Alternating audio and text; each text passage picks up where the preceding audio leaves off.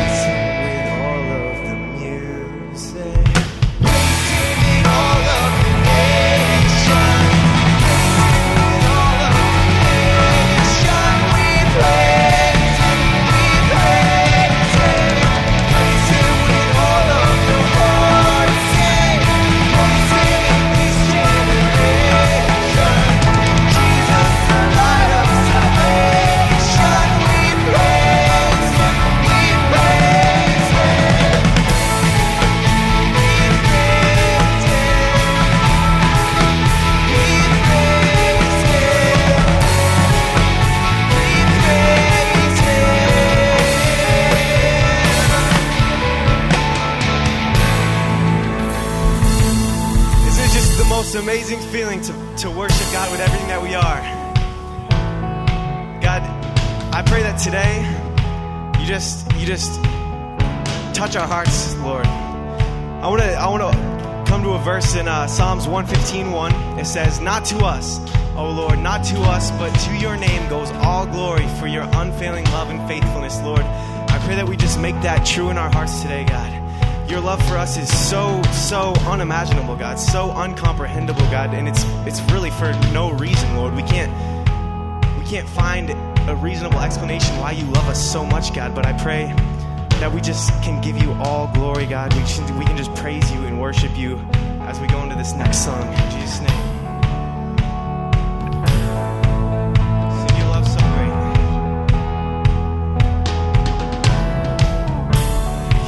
So great, Jesus, in all things. I've seen a glimpse of your heart, a billion years. Still I'll be singing. How can I praise you enough? How can I praise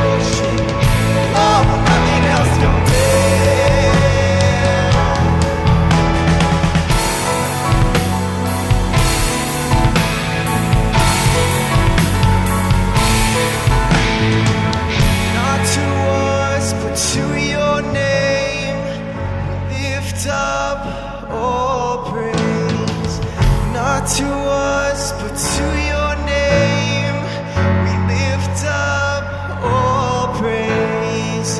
Not to us, but to your name we lift up all praise. Not to us, but to your name we lift up all praise. You are the Lord Almighty, outshining all the stars in glory. Your love is like the wildest ocean. Oh, nothing else compares. You are the Lord Almighty, outshining all the stars in glory. Your love is like the wildest ocean. Oh, nothing else compares. Not to us, not to us, but to your name we lift up all praise. Not to us, but to your name we lift up all praise. You are the Lord Almighty, outshining all the stars in glory. Your love is like the wildest ocean. Oh, nothing else compares. Sing that again.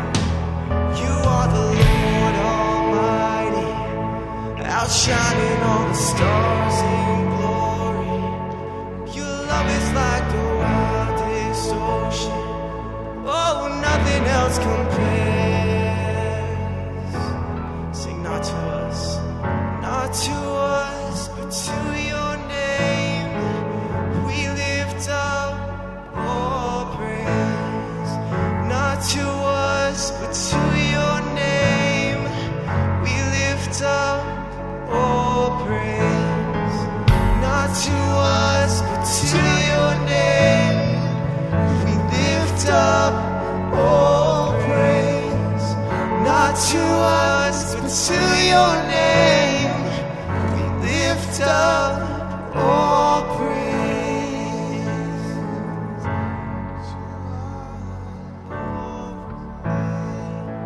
We lift up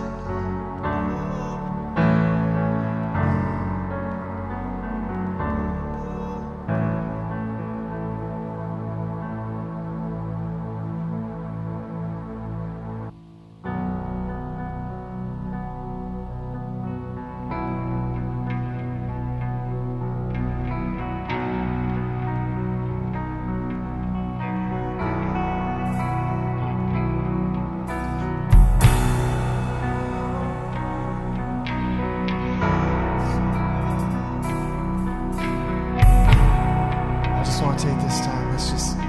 Let's praise God. Let's thank Him for everything He's done. In our own words, I thank you.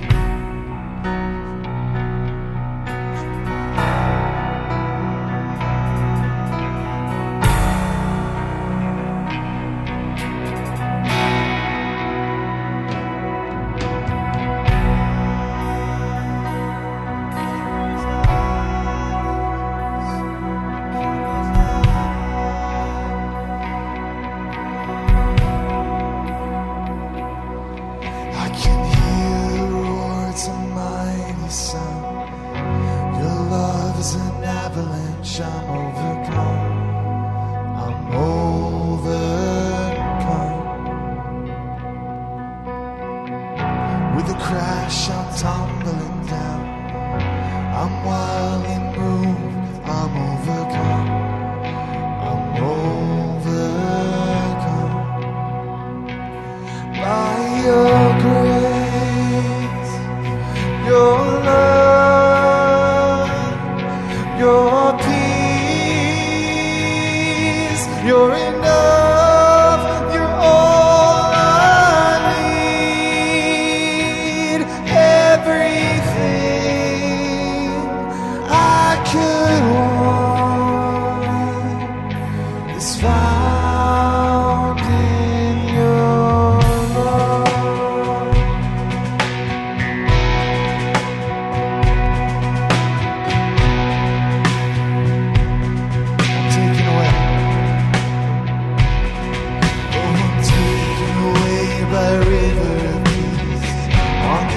silent night, I'm overcome.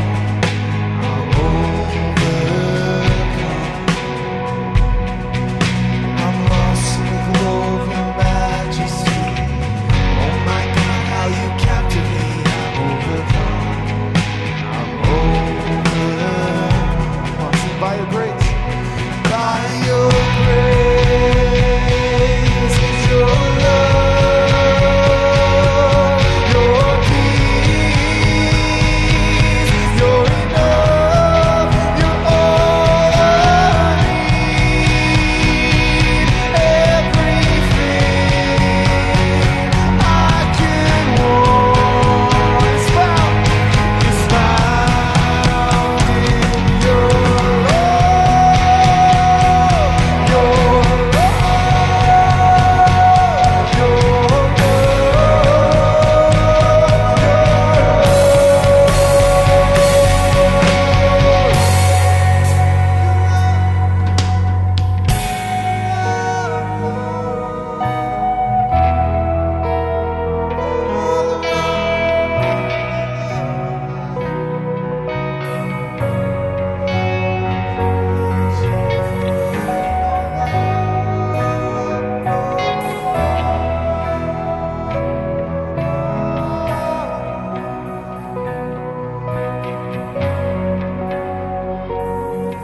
like a snowfall that blankets the earth.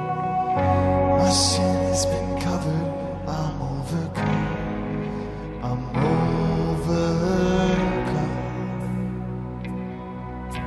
The price has been paid. The war's already won. The blood of my Savior was shed, and He's overcome. And I'm overcome by your grace, your love, your peace, you're enough, you're all I need. Everything I can want is found in your love, your love, your love.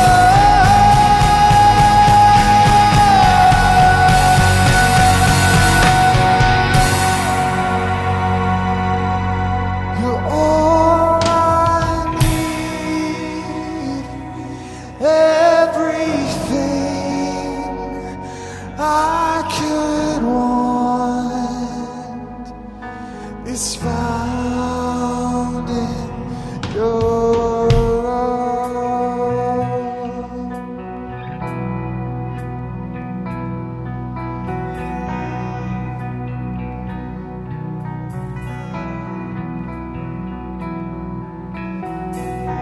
As we sing this, if it's your first time here, or even if you're just new to what we're doing, it may seem weird for us to just get so ecstatic about a love that, maybe has never been fully explained, or maybe you just don't understand why do they get so excited about this love. They don't even know if it's real. I can speak, if that's how you're feeling, man, this is a great Sunday for you. But I can speak of a personal experience. When I started coming to the church, I joined the worship team, and man, I was at a really low point in my life. I just wanted to do something that brought me some kind of purpose. And so I started coming to church. I had a friend drag me, and I started helping on sound. And then I was like, why not? I play guitar. I'll just audition and see what happens. And I joined the worship team. And I don't even think I really even knew what love was, knew what God's love was, of what He had already done for me. But as I kept playing, I kind of had this moment in one Sunday where I felt God's love. And I looked up and I saw people worshiping, and I was just in awe that, man, this whole time I didn't even care about God's love, but He's been using me to show it to other people.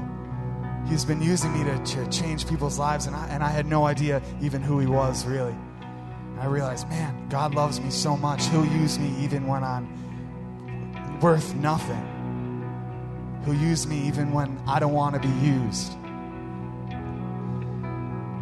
And he's going to do it because he sees the potential in me, and he created me for a bigger purpose. And man, that's exactly what he thinks about you. You're bigger than what you're doing right now. You're worth more. And God can use you in just an amazing way. You know, and God, he sent his son to die for us so we didn't have to, because we deserved it. But he loved us so much that he wasn't going to let us die. So as we're going to sing this again, I want you guys to sing it out. I want you guys to really focus in on God's love, on what he has planned for you. Man, you don't even know what he has planned for you, but I just encourage you this time that you are meant for something more. You're meant to reach people you never thought you'd reach. You're meant to change the world in ways you never thought you were meant to. And man, I've seen God do such miraculous things in this church that I've been able to be a part of. That I love this verse that we read. If we can read it again, Psalm 115. I've seen such amazing things happen that, man, I can't take credit for it, but I can be really grateful that God's used me for it. So it says, not to us, O Lord, not to us, but to your name goes all the glory for your unfailing love and faithfulness. So we're going to sing this again. I want you guys to just sing it out. Sing with all your heart this morning, God's love and what he's done for you. Just encourage you guys to do that, all right?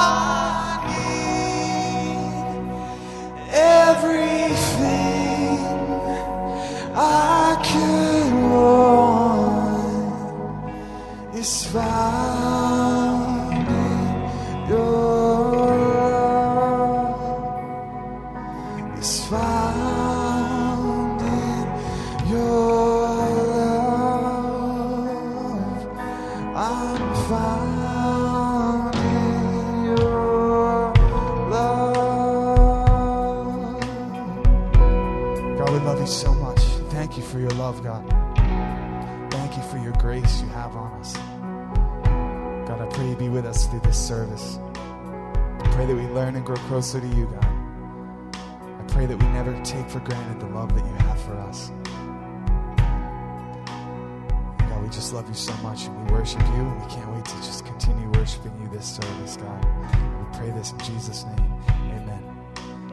Hey, before you guys take a seat, why don't you shake someone's hand and welcome them to church.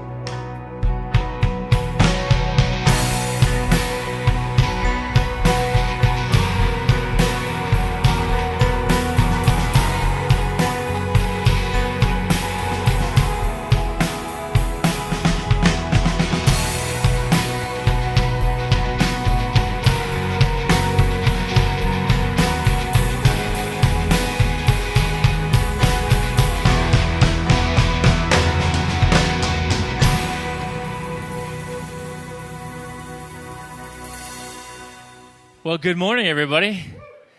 Glad to see you all here. And my name is Nate. I'm the lead pastor here at Restoration Church. And we have a guest speaker today who I'll introduce in a moment. Something that happened to me this week that hopefully is, will never happen to you. But Dave Belanger was at my house. He was helping me on a couple of different projects. And so we ripped up this floor in our dining room.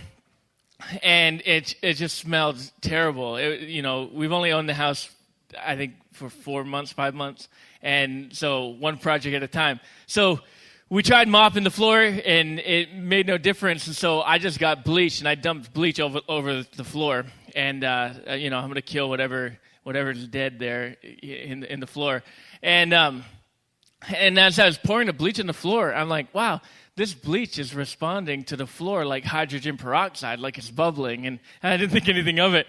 And so I'm mopping the floor, and then all of a sudden, Dave was on the other side of the room. I'm like, oh, something's not right. And then I can't see and I can't breathe. And I'm like, get out. And so we get out of the house, and my eyes are watering, and we are hacking like a Maine Coon cat with a live rat in its throat. I mean, we were just coughing, and it was absolutely terrible. So something on the floor caused this reaction, which filled my house with toxic fumes. And so that was the kids came home from school, and I'm like, I almost died today, children, so appreciate me. But I don't know what, if you've never been to church before and you're here this morning, and hopefully you're not feeling like I felt in my dining room, like, get me out of here. We hope, and what we want you to do is to be comfortable, and for your time at Restoration Church, for it to be a place for you to investigate Jesus, for you to find out about Jesus, and honestly, we hope you'll make a decision in your life to follow Jesus. And at the end of the service, there'll be an opportunity for you to make that decision. And there's no pressure. There's no pressure from us.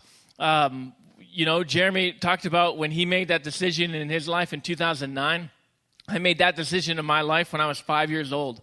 And many of the people in the room here made that decision for themselves at some point. And you're not the only person in the room who hasn't yet made that decision. There are other people here, some have been coming for months, trying to figure it out. They want to believe, they want to follow Jesus, but they're still skeptical. And that's what our series is that we're starting today, and that's why we brought Alicia Wood to be here and speak this morning. We're not afraid maybe that you are skeptical of us, or you're skeptical of the Bible or about Jesus. And we want to hopefully try to answer some of those questions for you in the next few weeks, and maybe answer those questions for you today, and just give you an opportunity to experience what we've experienced. So our speaker this morning is Alicia Wood, who a few of us have heard because she spoke at Youth Convention, an event we bring our teenagers to every April. And she is one of the speakers for Ravi Zacharias Ministries International, and you may have heard his name. And so she's part of that organization. And so will you please give her a big welcome to Restoration Church.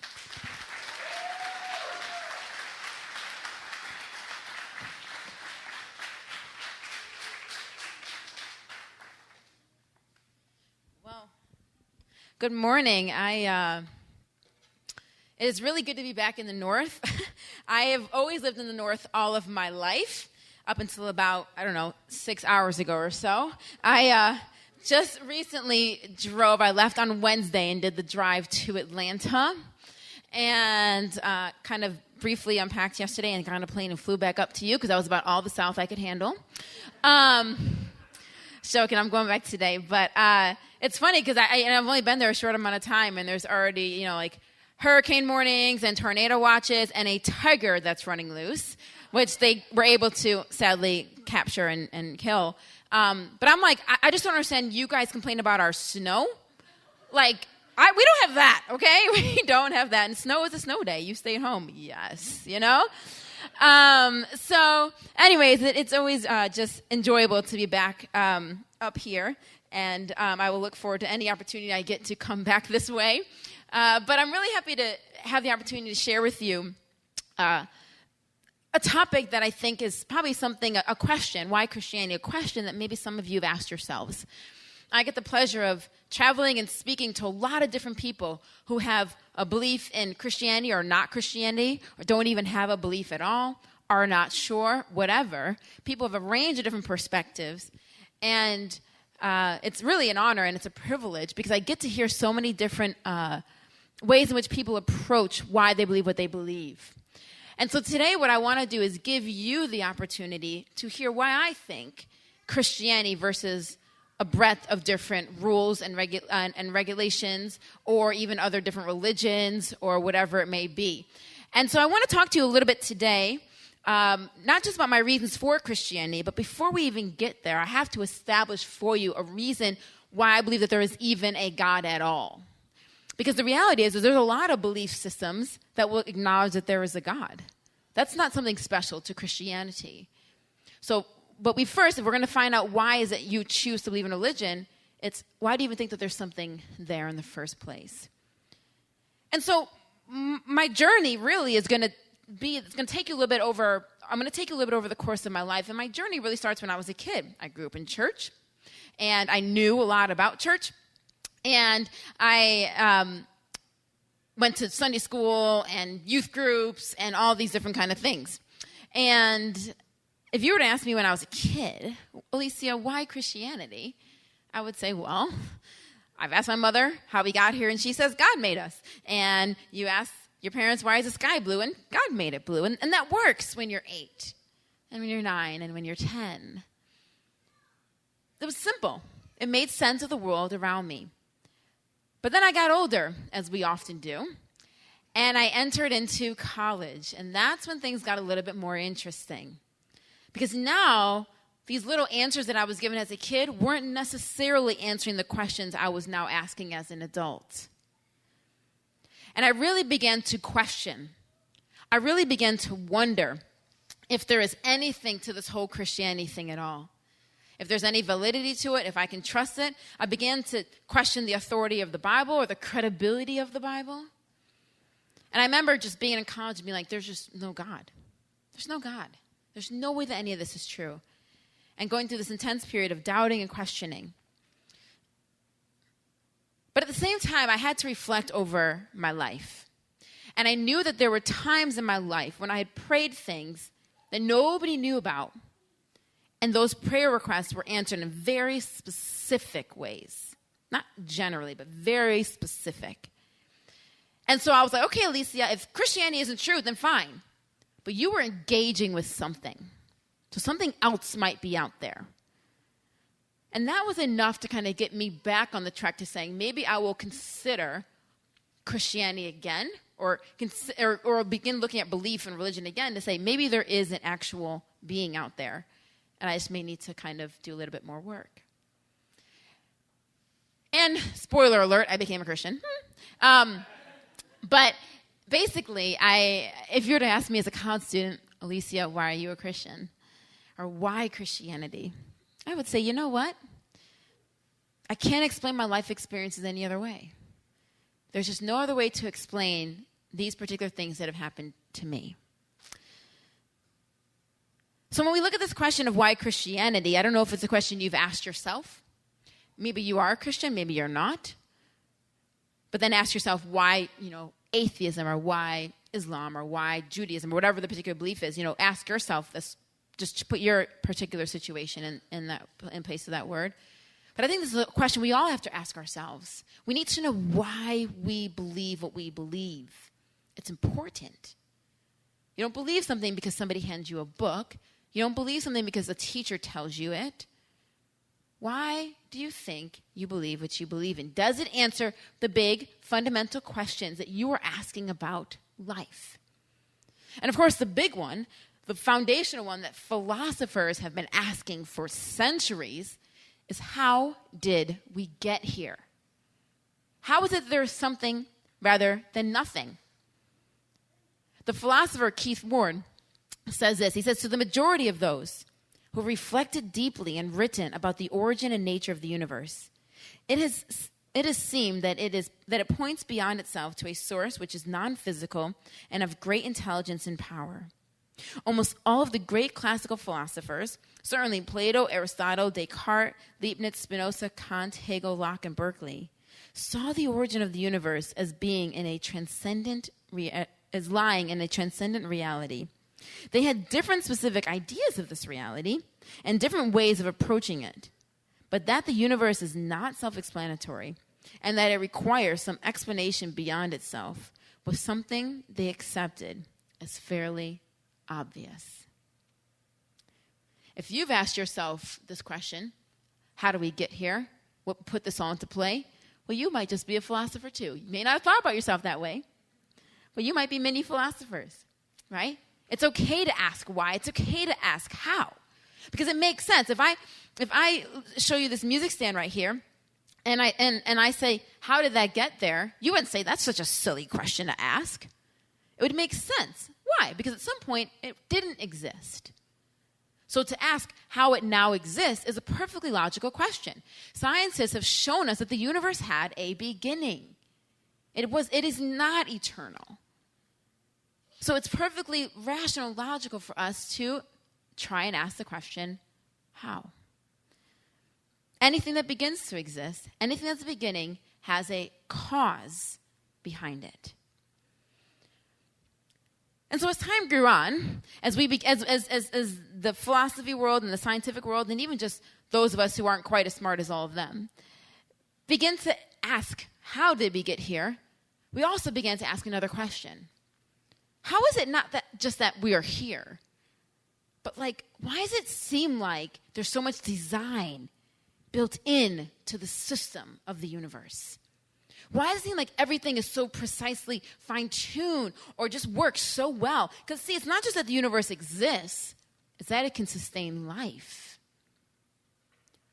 And that question has opened up so many other windows and has led many people to wonder, is there a transcendent at all? Ira Flatow is a gentleman that is on NPR, and he had the privilege of interviewing a gentleman named Christoph Koch. Christoph is the chief scientific officer of the Allen Institute for Brain Science.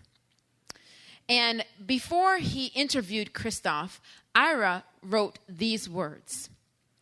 He says, your brain has nearly 100 billion neurons.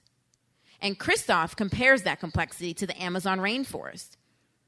As there are about as many trees in the Amazon as there are neurons in your brain. Think about what the Amazon looks like for a second. And the roots, and the branches, and the leaves and the vines. All of that can be compared to the tangled network formed between your brain cells. Because many of your neurons are in fact wired to tens of thousands of other neurons.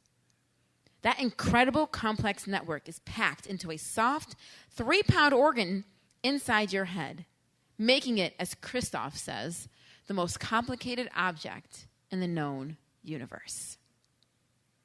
That lives inside of you. And so we ask how, and we ask why. A friend said to me once that one of the things that makes humans different than animals is that we ask why. We want to understand, why are we here? We want to understand how this works. And we ask these deeper questions. And is the reason we ask why because we were designed or created by some transcendent to ask why? Is that one of the reasons we were asked why? We asked this question? I would think so.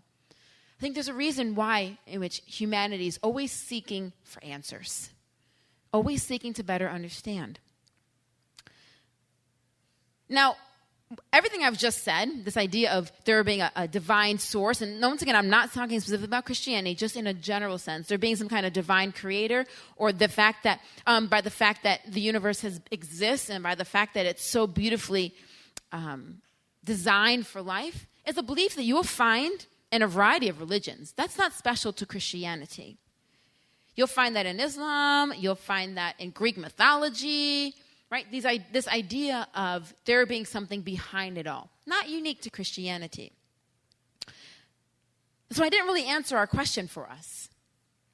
I didn't answer the why Christianity question. And so what I want to do now is explain to you several reasons why I think Christianity is unique. Ways in which Christianity deals with some of these big questions in life, like how did you get here? How do you live while you're here?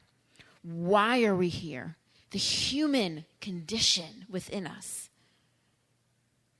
See, I hear people say to me all the time, you know what, Alicia, all people actually are just worshiping the same God. Because see, it's just like we're all going up a mountain. And so some people may take a straight line to go up a mountain. Some people may take a crooked line to go up a mountain. Some people may go forward and back. We may have different pathways, but we're all trying to reach that top of the mountain where God is. So therefore, we all are just doing this, believing in the same God. Well, I think that there is a sense in which, I think we all are on the same search. But my question has always been, but which God is at the top? Because in Hinduism, they'll tell you that there's millions of gods that are at the top. Christianity, Judaism, and Islam will say one. But even those three differ on the definition of what that one God looks like. Christianity will describe him as Trinitarian. Islam as Unitarian. So really, religions really aren't all the same. They teach very different things, even down to the very idea of the being itself. And so what makes Christianity unique for me? Why Christianity over other religions? Well, I'll give you the short answer, and then I'll expound on them. Number one, I think the more that I've dug into Christianity, the more it is demonstrated to me that it is true. The more I read the Bible, the more amazed I am at the wisdom of God. And the more I study about God, the more I realize how perfect in every way God is. In other words, I've grown in the confidence of the Christian faith more and more as I've gone through my life. And so I want to take a look at some particular things that, for me, tell me why Christianity over different belief systems. And one of them being the idea of morality. Now, a lot of religions will have a moral code. So range of, from Sikhism to Jainism to Buddhism to Islam, they have a range of different ways in which we should live. Some say a prophet gives us wisdom. Some say it's a sage. Some say it's a particular text or manual. But all the major religions have ways in which we believe that we should live. So one religion may say, this is a good thing to do because this text says it. Another religion may say, well, this is a good thing to do because the divine God being or a prophet said it. And the same thing about evil. This is a bad thing to do because that being said don't do it, so that's evil. But what I find different about Christianity when it comes to how we should live is Christianity isn't just saying, God saying, hey, you should do this because this is good. You should do this because this is bad. In other words, he's not just saying, hey, it's 2017. Forgiveness should be good this year. Oh, it's 2018. Forgiveness should be occasional this year. See, if we don't understand the source of the morality, then we'll always wonder whether or not something is truly right and wrong, or is it just right or wrong for 2017, right or wrong for 2018. And so if we have a God who is just telling us, hey, this is good and do it, we don't know whether or not it's actually good. He's just saying it, but that doesn't mean it's actually a good thing. He's just telling us. How can we trust that what he's saying is actually genuinely good? Well, Christianity will say the way in which we can know that it's genuinely good is because in Christianity, goodness and morality are grounded within the nature and essence of a perfectly good being himself. In other words, God doesn't just say, hey, you should forgive. Hey, you should extend grace. Hey, you should extend mercy because he just decided we should do that. But because these are characteristics and attributes of him. So within Christianity, anything that's good, we can know it actually is a good thing because of its relationship to a perfectly good being. In other words, love is good not just because God says it, but because God is love itself. And that is something that is very different than other belief systems, where we ground morality within the very nature of the being, the perfectly good being. In addition to all that, what he does is he lays a bit of that sense of right and wrong within the hearts of all of his human creation. And now we may choose to follow it or suppress it or ignore it or whatever, but he lays it within us. Now, that is a big reason for me as to why Christianity. But there are others, and maybe I can personalize this a little bit more. I think that when we know the Creator, it changes the way in which we experience creation. It changes the way in which we experience and see the world around us. Let me give you an example of that. I was speaking to a friend of mine who is an atheist. He is a philosophy professor. And I had said to him, has there ever been a time in your life in which you wish there was a God? And he said, you know what? No, there's never been a time in my life in where I wish that there was a God or anything like that. And he said, but you know what? There have been times in my life when I've been struck by the beauty of creation and been sorry that there was no one to thank. And I remember hearing him say that, and that just being such a profound statement. What essentially he's saying is that, you know what? I love nature. I love this world. And in some way, I want to connect. I want to say thank you. It brings out of me a response when I see a sunset, to want to offer a thanks to the being that made it. But I'm an atheist. I don't believe in a being. So there's no one that I have to thank.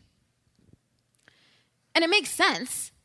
I mean, it makes perfect sense that the beauty of an object is closely tied in with its creator. Because art is an extension of the creator. And you have actually probably experienced this. Imagine you went to an art museum and you see a beautiful painting. What's the first thing you say? Who is the painter? Right? You want to know. Why? Because part of your experience of fully appreciating this piece of art is in knowing who the artist is behind it. Take a look at this picture. If I was to show you this picture and say, okay, I'm going to charge you $200 for this picture, you would probably say, Alicia, you might want to go back to the South. That's how they do things there, maybe, but not up here. But what if I was to tell you a little bit more about this picture? And say, you know what? This picture was drawn by an 8-year-old girl. She grew up in a war-torn country.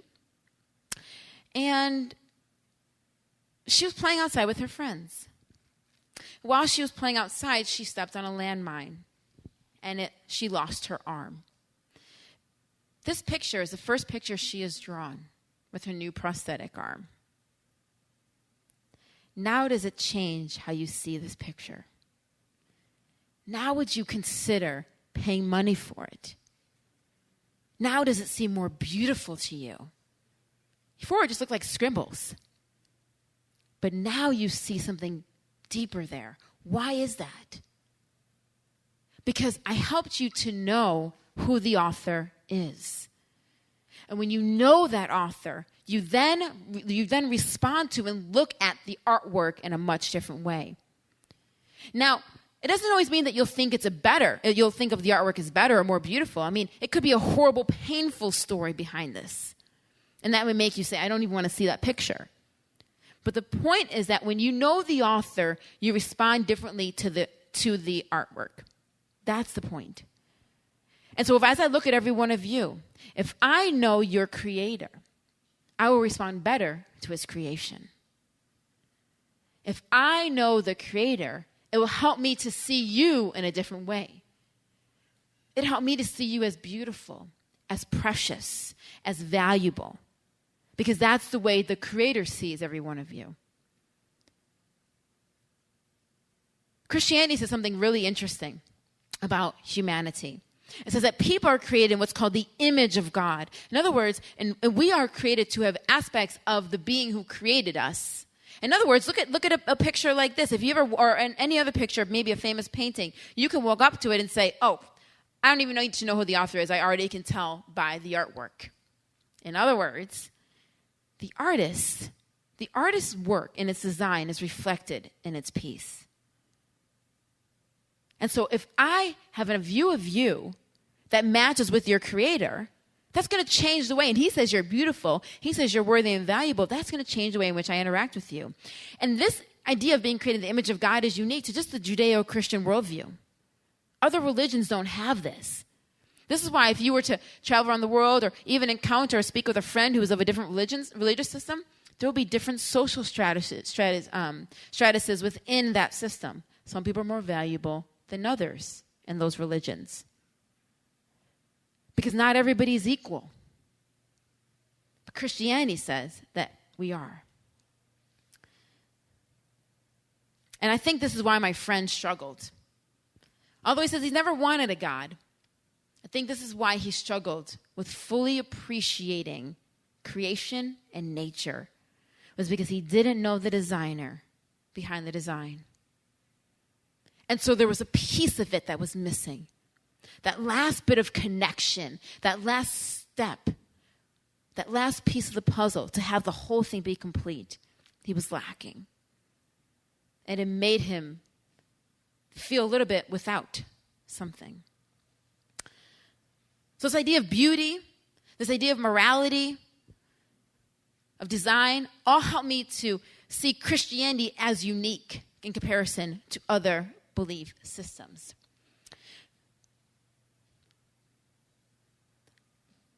But I travel a lot.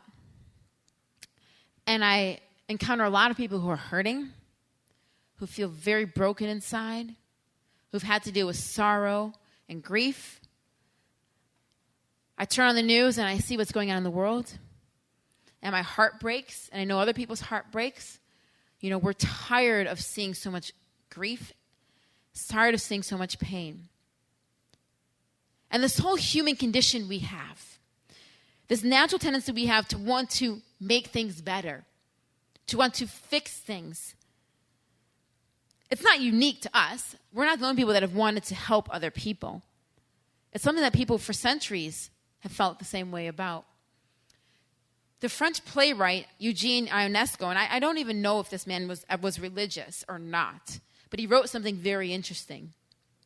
He said, in the history of humanity, there are no civilizations or cultures which fail to manifest in one or 1,000 ways this need for an absolute that is called heaven.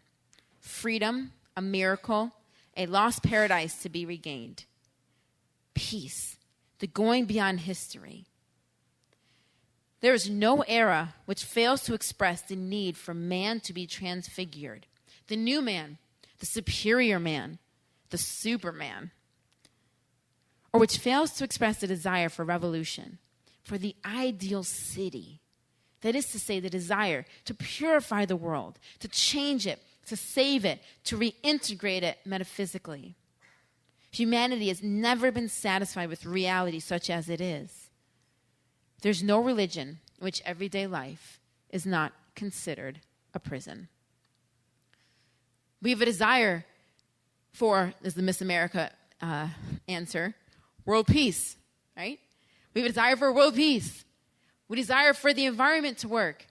We desire for poverty to end. We desire for starvation to end. We desire for education for people. We desire all of these good things to happen.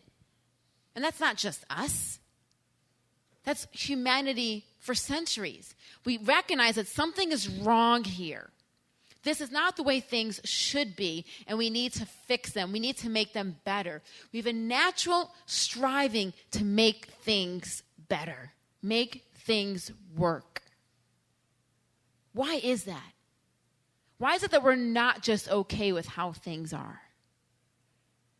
Is it because there's a sense within us that makes us say, or makes us long for a better world, a better place, that makes us in some way want to escape, to go to a place that actually has none of these tears, has none of this pain? Oftentimes people will do this by putting on a song. Maybe if you're having a really bad day, you put on a certain song, and that physical song somehow takes you into some kind of like non-physical kind of feeling or emotion or experience, and you feel like things are better. There's a sense in which we look to find ways in which we can be made better. We all hurt. We all hurt, and we all go through something. And so we look for answers. We look for joy. We look for solutions. And we look for hope. Because without hope, it makes it very hard to go through anything in life. There's a film that came out, and it has a really interesting scene where there's this man who goes to a doctor, and he says, doctor, I'm not doing well. I'm depressed. I feel alone. Life is so cruel. I need your help. Please help me. And the doctor says, relax. The great clown Pagliacci's in town. Don't worry about it. You just need to go hear Pagliacci. He's going to make you laugh. He'll make you have a good time, and you'll forget about everything you're going through. And the man says, but doctor, I am the clown. Where do we go? When we've exhausted all of our resources, where nothing anybody says to us can bring any more healing, where we can't convince ourselves of going on anymore. If you talk to a psychiatrist or a psychologist, they will tell you that there's two sure signs of that someone's at the point of suicide is this feeling of helplessness and a feeling of hopelessness. When someone feels helpless and hopeless, they feel like just giving up. Is there a hope? And I would say within Christianity, yes, there is. You never have to feel helpless and hopeless. There is a hope. And the way Christianity describes hope is very different than I think sometimes we just use in our common vernacular. So if I'm having a birthday party next week, I'm like, oh, I hope you can come. But the way Christianity talks about hope is in a bigger sense. It talks about a guarantee of something that is to come, a guarantee of a future event that cannot be changed or altered by anything that happens here, or altered by any sudden bomb, or altered by any mistreatment of somebody else. It's a guarantee of a better world and a better place where people who serve God here will be reunited with their God. And there won't be any more tears and no more pain. See, here we live in a world in which there is so much grief and so much hurt. But yet we know that we are here to experience God, experience the beautiful world around us, to enjoy God, to carry out the different things that He has for us to do here on this earth. But this earth is also painfully different from the earth we were intended to live in. This is not how we were intended to be. And this broken relationship with our Creator is something we long for. The creation longs for the Creator, the artwork for the artist, the design for the designer, because only the designer and the artist and the Creator can fix His creation. And that hope within Christianity, that guarantee is huge and has the ability to overcome the way in which we feel so overwhelmed with life. I'll give you a quick illustration of this. Let's say, after here, I've got to head back to Boston and head back to the airport to go down to the land of the tigers. And we all know when you get in your car, there's a chance of getting in a car accident. So what do? We put on our seatbelt. Okay? We know that when there's a chance or a possibility of something happening, we make minor or small changes to our life to adapt. But what if I knew, beyond a shadow of a doubt, that if I got in my car, I would definitely get in a car accident and die? Would I then get in my car and put on my seatbelt? Or would I not get in my car at all? In other words, a guarantee overhauls the way in which I daily function. It changes the way in which I live. So I'm not even going to get in that car if there's a guarantee that something's going to happen. And Christianity explains hope in that way. It is a guarantee of that life that is to come. It is a guarantee of that world that is to come. And that will overhaul the way in which you process and deal with life here. The way you deal with pain, the way you deal with grief, the way you deal with sorrow, the way you deal with loneliness and sadness. Because it tells us no matter how horrible and painful this life can be, it will never, ever erase what is to come. It doesn't mean that when you become a Christian, everything is great and, all happy, happy, joy, joy all the time. And it's just, beautiful stars and balloons and all that kind of stuff all the time. No, it's not. But it does mean that in the midst of pain, there is always hope. And that will change the way in which you experience life.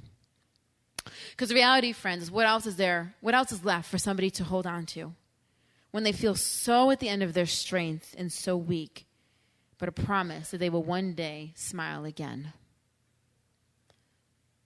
Christianity offers us a way to live our lives that we can trust because it's grounded in a perfectly good source. It offers a way for us to deal with this desire to connect even deeper with beauty and experience beauty and creation and humanity in a different way. It deals with the hurts and the pains by offering us a solution. But it also offers this last point, which I find to be kind of the nail in the coffin for Christianity over another belief system. And it's this idea of love. Now, many different belief systems will have a God who is loving. This is not unique to Christianity. Okay? A Muslim will tell you that God is loving. And you will find that in other belief systems. But what Christianity does is Christianity says, you know what? God is personal. And if he's personal, then he can't just say he's love. A personal being shows love. What makes Christianity different than other belief systems is that only in Christianity does God demonstrate his love through his actions. And not just any action, but the greatest way in which love can be demonstrated, and that's through self-sacrifice. If I was to say to any one of you, what's the greatest ethic, you'd probably say love. If I would say, what's the greatest way in which you can show love, you would say, well, through self-sacrifice, giving my life for somebody else. If you're a parent, you already completely understand this concept. Okay? That's why you see parents who have children who are suffering from cancer or other kind of diseases, and they say, man, God, just give me the cancer. I wish I could take it. Take me instead. Don't take my child.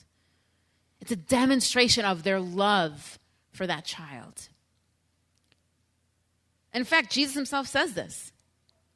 No greater love does anybody have than they lay down their life for a friend. The greatest way in which we can show love is through giving our life for somebody else. When I was in high school, leading up into my junior year, we had just started summer break. We were maybe like 2 days into summer break. And some kids from my school had decided, hey, well, it's summertime. Let's go to this popular place where it's like a bridge over a canal. And they would jump from the bridge into the canal and then climb back up the bridge and jump again and do this kind of thing over and over and over again. So about 10 of them decided to go up there. While they were up there this particular time, a bicyclist drove by and was like, what are these guys doing up there? There's a train coming. So he's telling the kids, get off the tracks, because this bridge is train tracks. I'm like, get off the tracks, get off the bridge. There's a train coming. So they start to run off. Well, one young lady, she was running off, was wearing those jelly shoes. And some of you remember what those jelly shoes are. They're like these plasticky, rubbery kind of shoes. And it got caught in the train tracks. So she's screaming to her boyfriend, who had already gone off the tracks, come back, help me, help me, help me. And he comes back on the tracks, was able to get her foot out right before the train hits him and her both. It sent him one way, and it sent her another. We had 2 funerals for them, one for her, one for him. And on his casket, my economics teacher wrote something that I never forgot. And he said, legends die many deaths, but a hero dies just one. Legends die many deaths, but a hero dies just one. In other words, a hero dies giving their life for somebody else, because that is the greatest demonstration of love that you can have. And Christianity says that God demonstrates his love for us. And that while we hated him, while we didn't want him, while we didn't want to have anything to do with him, Jesus dies for us. Now that's very profound. Because that means that in Christianity, and only in Christianity, does God demonstrate love in the greatest possible way. And that's through self-sacrifice. And in so doing, he proves that he is perfect, perfectly good, and perfect in every way. Why do I say that? Because if God cannot sacrifice for you, then that means I could give my life for any one of you to show you how much I love you. And I could show love for you then in a greater way than God could show love for you, because he can't sacrifice. I can sacrifice for you and outlove you in comparison to God. That's a problem. If God is so great, then I should never be able to show love in a greater way than he can. That doesn't make him great anymore. It doesn't make him good anymore. And this is a problem that any other belief system outside of Christianity has to face. How is your God perfect if he doesn't sacrifice? How is your God perfect if I can sacrifice for you and show love for you in a greater way than he can? That's a problem with your God. And in Christianity, God says, I'm not going to just say I love you. I'm going to show it. I'm going to demonstrate it for you. So there's only one religion, friends, that tells us where we came from, helps us live life while we're here, deals with our human condition, and gives us a hope for the future. And it also claims a God, Christianity also claims a God that's so morally good that he gives his life for humanity, thereby showing love in the greatest possible way. So why Christianity? I would say because the person of Jesus proves that God is a perfectly good, loving creator whose love for his creation offers us guidance on how to live on this earth, addresses our hurts and pains, and paves the way for us to be reunited with God in the next, which is the ultimate hope of every Christian. So I'm going to leave you with these three thoughts. I don't know what religion or non-religion you may hold, what belief or non-belief you have, but ask yourself these three questions. What are you doing about your religion or lack of religion? Are you pursuing it? Are you seeking? Are you trying to better understand why you believe what you believe in? And if you are doing something about it, is it helping you? Is that religion actually helping you answer the big questions in life, helping you to know how to live, helping you to know how to interact with other people? Is it helping you to know how to deal with your loneliness and your depression? If not, what should you do differently? What should you do differently? If it's not answering those questions, maybe it's worth looking into something else. Maybe it's worth considering some of the things that we talked about today. Considering getting to know a God who says, look, I'm not just going to use words. I'm just going to say I love you. But I'm going to come down here. And I'm going to show you a concept that is completely blasphemous in Islam. How dare you say that God would come to us? We're dirty. We're broken. God is perfect. He could never come here. And Christianity says, actually, that's exactly what he does. And he does it because we can keep climbing up that mountain and take whatever pathway we want to take, friends, but we'll never get there. And so he comes down that mountain to us. In Christianity, it's the opposite. It's that he looks at every one of us and says, I love you so much, and I want you, because I know you're craving it, to be back in relationship with me. You don't have to try and earn it. Stop trying to do all these good things to get there, because you won't get there. Good things are good, and that's what God wants us to do. But you can never do enough good things to get up that mountain. And so he says, look,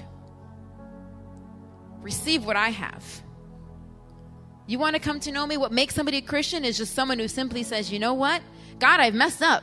I can't seem to get my life together, and there's no way I can get myself back to you, back to relationship with God. The thing that I want the most, I can't seem to make happen.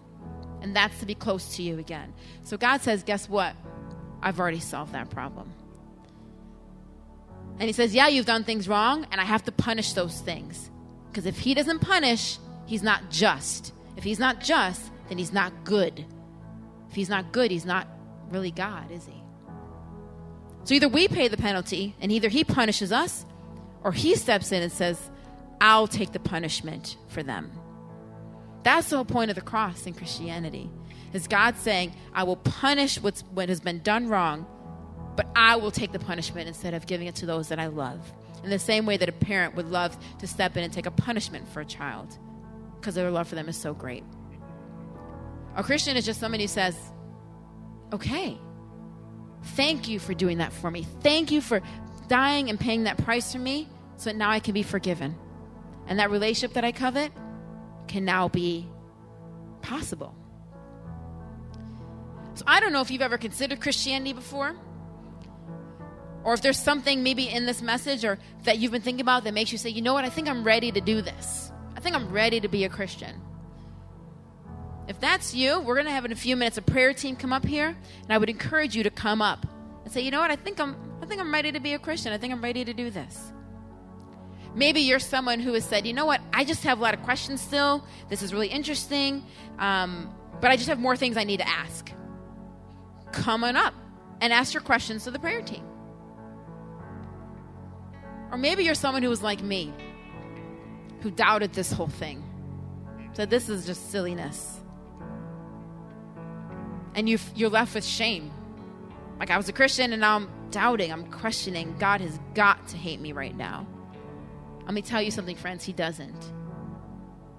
He's not surprised. And he doesn't want you to live in shame. It is good to ask questions because you need to know why you believe. You need to know why you love. And there are answers to those questions. So if you're someone like me who said, I don't know about this, I'm questioning, I'm doubting everything, come ask the prayer team. It's okay to ask questions. There's a beautiful verse in the Bible that says that we are to love the Lord with all of our heart, our soul, our strength, and our mind. And asking questions is a part of loving him with your mind. It's okay to engage with him in that way. So if any of those three things apply to you, someone who's saying, yeah, I think I want to be a Christian, or someone who's saying I have more questions before I become a Christian, or someone who says I'm a Christian but I'm doubting, please come up in a few minutes when the prayer team comes. They would love to pray with you. Thank you all. Almighty, outshining through the stars in glory. Your love is like the wildest ocean. Oh, nothing else compares. Come on, you are the Lord. You are the Lord Almighty, outshining all the stars in glory. Your love is like the wildest ocean. Oh, nothing else compares. Not to us, not to us, but to your name. We lift up, oh, praise. Not to us, but to your name. We lift up, oh, praise. Not to us, but to your name. Lift up, oh, praise. Not to us, but to your name. Lift up, oh, praise. You are the Lord Almighty, outshining all the stars in glory. Your love is like the wildest ocean. Oh, nothing else compares.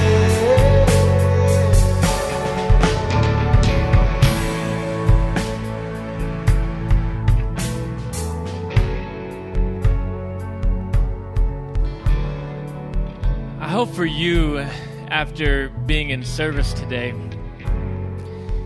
you begin to see yourself and your situation different. Not that you came to church and needed to escape and get out, but you see this as that fresh air that you've so desperately needed. That Jesus is what you've been gasping for and what you've needed. And this morning is an opportunity for you to make that decision. The ushers and the prayer team come forward. At the end, when everybody leaves the service, we invite you to come forward and to meet with one of the prayer team and to have them pray with you. And if you need prayer for anything, they'll be here for you. We thank you for being here. And if this morning you're making that decision to follow Jesus, I invite you to fill out a connection card. I want to know that you're making that decision because I might not have the opportunity to be with you this morning.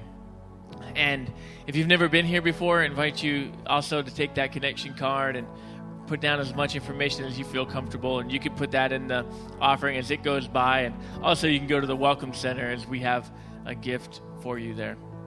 As the ushers go forward, I just thank you so much for your generosity and everything we're doing as we prepare to relaunch in Plymouth. A lot of exciting things happening up there. Went there with Chris and another guy from church yesterday, and there's a citywide yard sale in Plymouth, and so the church is the only public restrooms that are open, so a lot of people coming by there, and a lot of chance to meet people and talk with people. And just talked with so many people who used to go to church and a lot of people who've never been before but kind of always been curious about the building there in Plymouth. And talked with one girl in her 20s, and she had gone to the church when she was a kid and left 15 years ago and really has never been back to church since. We got to talk to her and her family now, and kind of excited at coming back in November toward that launch. And just thank you for giving toward that and everything else that's going on.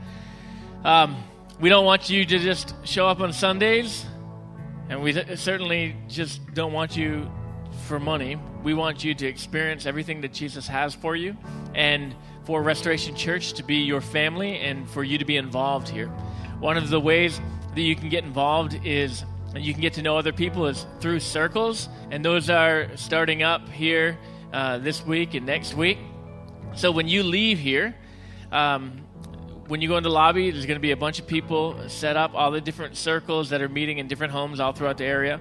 And this is your chance to get to know them and to figure out which one you want to go to. And then you can sign up right at guest services. You can sign up on your phone, and then you'll get directions to their house. And those are happening this week. We want everybody to be a part of a circle. If you're here and you're part of Restoration Church, to figure out which one you can go to all nights of the week, and get connected in. And it's not just enough to show up on a Sunday morning. That's not what just living this life is about. So, listen, why don't you stand to your feet? It is so great to have you here. 3 more weeks of this series. So be thinking about who you can invite and who should come with you. And then as everybody leaves, you need to be prayed for. You need to make this decision to follow Jesus. I invite you forward right now as well. Have a great day.